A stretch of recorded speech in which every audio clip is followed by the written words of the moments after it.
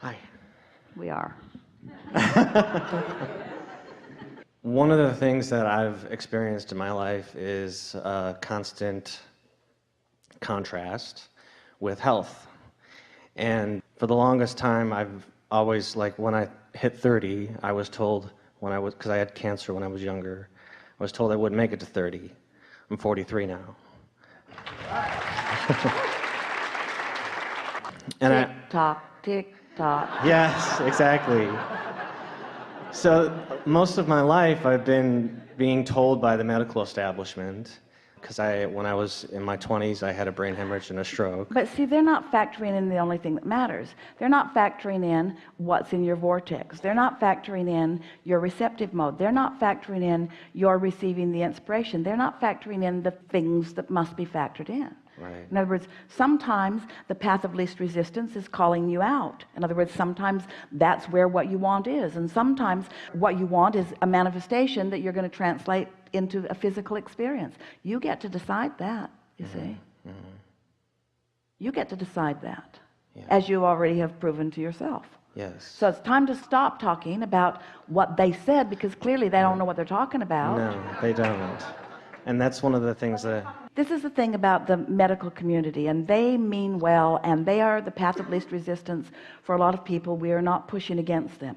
But one thing that this conversation really demonstrates in an important way is that most things like that are addressing conditions completely. So they're not factoring in anything other than conditions. Those are the statistics and the conditions, and that's how they come to those probabilities. In other words, they look at the now reality and they come to those conclusions, but they don't factor in the energy, they don't factor in the desire, they don't factor in the emotions, they don't factor in the capacity to allow. In fact, because they don't factor it in, they work against that. In other words, if they could just understand the importance of the emotion, they would do more about improving the emotion and less about facing the reality, you see. And so it takes a determined person to find a vibrational emotional stance that defies the reality that they're pointing right at. But you've managed to do that, haven't you? Yes. Yes, I have. So my next step is, moving forward, more of the same.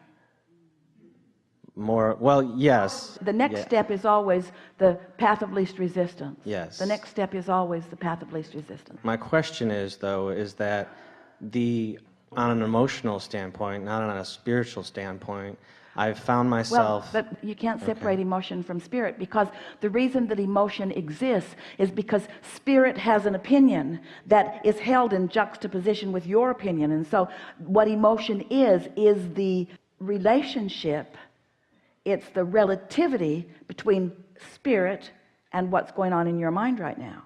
So you cannot take spirit out of emotion. Emotion wouldn't exist if spirit wasn't there with a big time point of view. Yes. So what were you going to say? Because you were making a good point. We just wanted to clarify something. For so long, I've been bucking up against what they've been telling me. Okay, so soften that a little bit. I figured out that listening to them was not my path of least resistance. And it was not. Yeah. It was not. Yeah. And for a while it was, because I gave up. But sometimes it is the path of least resistance for a while until you get your footing. Yes. Yeah. For a while. They're not doing anything wrong. Right. They're just doing what they do. And some of them were the path of least resistance for you for a while, and some of them are not, but it doesn't make any difference. You are where you are, and they were beneficial along the way. So now what? So now I'm at this point where I'm 43. I've never really expected to live this long. And I'm 43 and I'm... that can't be true. Well, I guess you're right.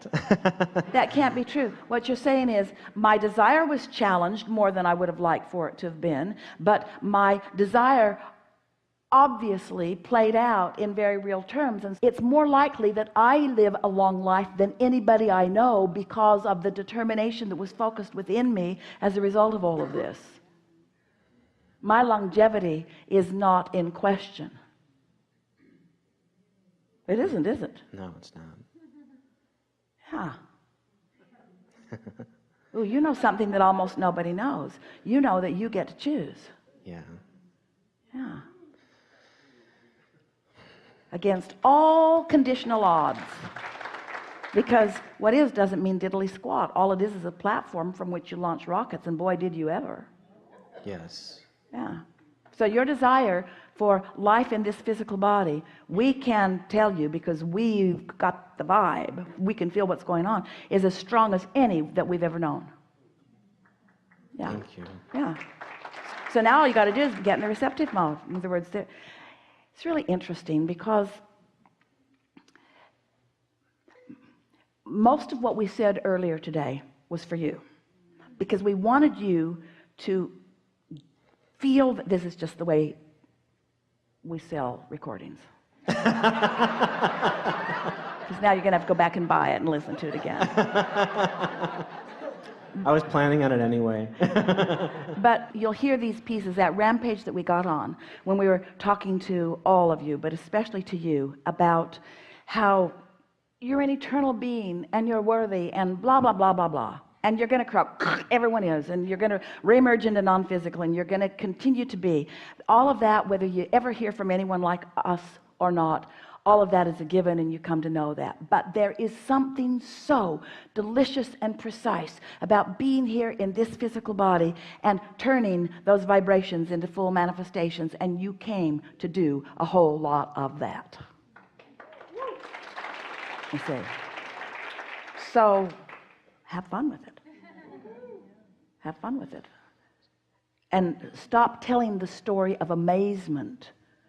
In other words, there's something a little screwy about it. I shouldn't be here. I shouldn't even be alive now. I shouldn't even be alive now. And to tell you the truth, I haven't made very many plans, because I didn't expect to live this long. And so, Well, that's because one of the... that clearly isn't true. Your vortex is full of plans, and that's why you are here. That's my question, is my vortex is very full. Yeah. And now I'm at a point where I feel I'm in a place where I've gotten some of the support and help that I've needed to move to a new direction, but I'm still apprehensive. Well, cut it out. Cut it out. Good enough. What we wanted to say to you, because what you almost said, and then you headed it off because you've got this pattern of thought, but what you started to receive the inspiration for, because we saw it coming, it lighted up, and you almost said it. And this is what you almost said. I know my vortex is full, and now I'm getting ready to manifest some of it. And we were going to say to you, because we were having deja vu, we were going to say to you, well, it's about time. But then you headed it off just a little bit with those old practice thoughts. But it is time. It's not too late. We don't mean it's about time. We mean it's time. It's time. And you can feel that it's time, can't you? You can feel the timing of it.